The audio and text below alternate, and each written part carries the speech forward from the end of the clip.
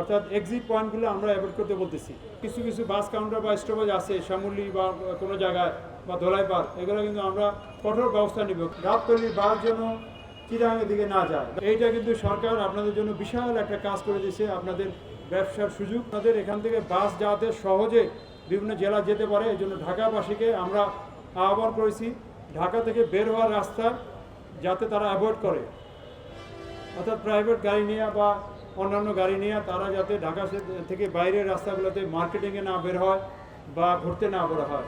যেমন উত্তরা এলাকায় কিছু মার্কেট আছে, অতএব এই এলাকা দিয়ে অনেক গাড়ি যানবাহন যাবে, অতএব এই এলাকা অ্যাভয়েড করতে বলছি, বনানী থেকে আবদুল্লাপুর পর্যন্ত।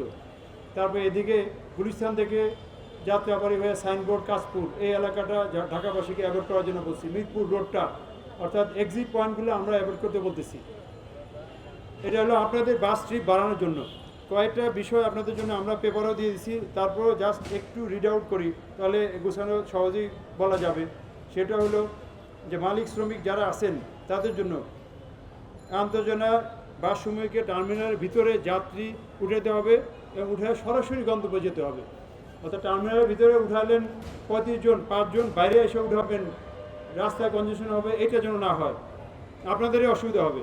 তারপরে কোনো অবস্থাতে টার্মিনালের বাইরে বা সড়কের উপরে বাস দাঁড় করানো যাবে না।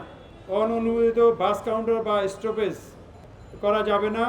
অর্থাৎ কিছু কিছু বাস কাউন্টার বা স্টপেজ আছে শ্যামলী বা কোনো জায়গায় বা ধোলাইপাড়, এগুলো কিন্তু আমরা কঠোর ব্যবস্থা নিব। কারণ ওইসব জায়গায় যদি বাস দ্বারা প্যাসেঞ্জার উঠায় তাহলে পুরা ঢাকা শহর সহ সবাই এফেক্টেড হবে। তারপর মহানগরীর প্রবেশ এবং বাইরে হওয়ার রাস্তায় কোনো রকমই বাস পার্কিং করা যাবে না। বিআরটিসির বাস আমরা বলছি সংশ্লিষ্ট ডিপো হতে সংশ্লিষ্ট দিকে যাবে, অর্থাৎ গাবতলির বাস যেন চিরাঙের দিকে না যায়। গাবতলির বাস টার্মিনালে যে বিআরটিসি ডিপো আছে বা কমলপুরের বাস যাতে রাজশাহী বা রংপুর দিকে না যায়। এছাড়া বিআরটিসি বাসকেও আমরা বলছি যে যেখানে যেখানে প্যাসেঞ্জার বেশি সেই সব এলাকায় বাস দিতে, যেখানে প্যাসেঞ্জার কম, যেখানে কম্পিটিশন সেখানে কম যেতে। বিশেষ করে গার্মেন্টসের ছুটি হবে, এই গার্মেন্টসের ছুটিটা আপনার টঙ্গী বা ঢাকা শহরের বিভিন্ন এলাকায় গার্মেন্টস আছে, আসলে আছে। এই ছুটিগুলো আমরা গার্মেন্টস কর্তৃপক্ষকে বলছি ছুটিটা যেন একদিনে না দিয়ে 4 দিনে গড়ে 1 ভাগ করে দিতে, 25% করে দিতে, তাহলে 4 দিনে প্যাসেঞ্জার যাবে, প্রেশার পড়বে না। আমরা যে কাজটা মূল করছি সেটা এখনও বলা হয় নাই। এই মাননীয় প্রধানমন্ত্রী সহ আমরা 18 তারিখ সরকারি ছুটি ঘোষণার ব্যবস্থা করা হয়েছে সরকার এই আপনাদের বাস ট্রিপ বাড়ানোর জন্যে। অর্থাৎ 18 তারিখ যদি ঘোষণা না দিত তাহলে 19, 20, 18, 19, 20 3 দিন যেত, এখন যাবে 16, 17, 18, 19, 20, প্রায় 5 দিন বা 6 দিন যাবে।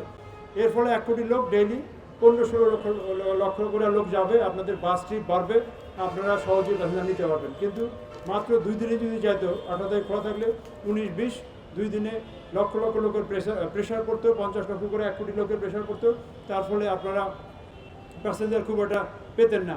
এই লোকগুলো যাতে কীভাবে হয় ট্রেনের সাথে, নাইলে লঞ্চের সাথে, নাইলে ট্রাকে, নাইলে অন্যভাবে যাইতো বা মোটরসাইকেলে যাইতো। এইটা কিন্তু সরকার আপনাদের জন্য বিশাল একটা কাজ করে দিয়েছে, আপনাদের ব্যবসার সুযোগ। এই সুযোগে আপনারা যারা ব্যত্যয় করেন, এই ব্যত্যয়গুলো না হলে আপনাদের ব্যবসা আপনাদেরই লাভ হবে। এর বাইরেও আরও কয়েকটা পয়েন্ট আসছে, যেটা হলো বাস যাত্রার শিডিউলটা মেনটেন করতে হবে।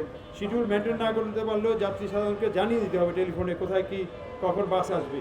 নির্ধারিত ভাড়া অতিরিক্ত বাস নেওয়া যাবে না, টিকিট নেওয়া যাবে না। এটার জন্য বিআরটিসি সহ আমাদের ডিএমপির ম্যাজিস্ট্রেট কোর্ট বা মোবাইল কোর্ট মোতায়েন আছে। যাত্রীদের সাথে হয়রানি বা দুর্ব্যবহার করবেন না। 1 সিটের 1 টিকিট বা 1 সিট দিয়ে 2 প্যাসেঞ্জারের কাছে বিক্রি করা যাবে না। দেশে দেশে সবার সাথে দ্য নিউজ।